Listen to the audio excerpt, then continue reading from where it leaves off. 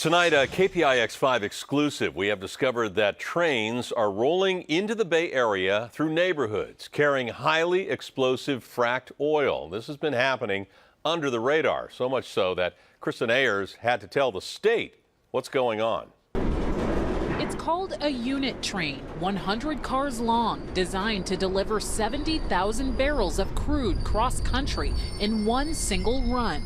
The same kind of train that derailed and exploded in Quebec. Needs to happen right now. And the same kind of train that Bay Area residents have been fighting to keep out of their towns. So what's it doing in a rail yard in Richmond? I was very surprised. Energy consultant Ian Goodman found out about it in an investor publication for Kinder Morgan. The energy company operates pipelines and terminals all across the U.S. They were very proud of the fact that they were the only unit train terminal to unload crude in California. My impression is there were no existing unit train unloading facilities in California. That's apparently what state officials thought too. At this point, we don't have any of those facilities operating in California. Gordon Shrimp is with the California Energy Commission.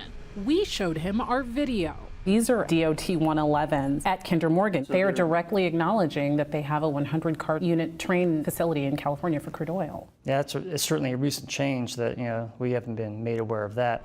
He says Kinder Morgan's Richmond terminal has been receiving ethanol on 100-car trains for years.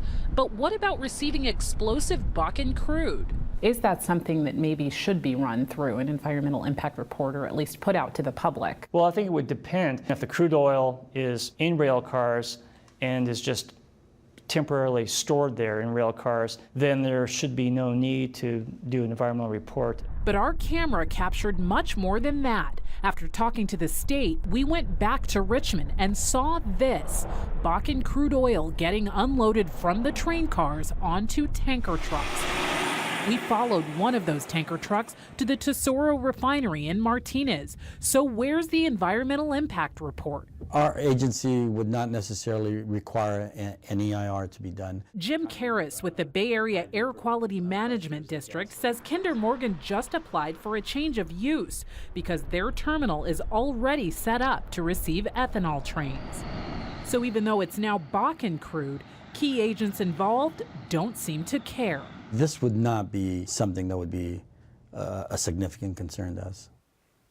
Not a significant concern. So we called the city of Richmond to see if they approved the project. They told us Kinder Morgan leases the rail yard from Burlington Northern Railroad. So essentially they're saying they can't control what happens on it. Yeah, they can't. So they're trying to say they can't control what happens in their own city. Exactly. Yeah. On the rail yards in their own city. Are we buying that? Or? Well, it essentially comes down to the bottom line. Once again, railroads have exemptions from local regulations under federal law. They have to deliver cargo of any kind.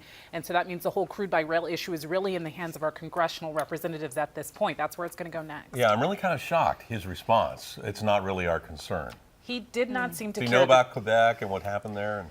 We talked to him extensively about that. These are, explosions that have made national, worldwide, international headlines. So he knows about it, and he says that it's not a concern. Okay, we'll continue to do the story. All right. Kristen, thanks.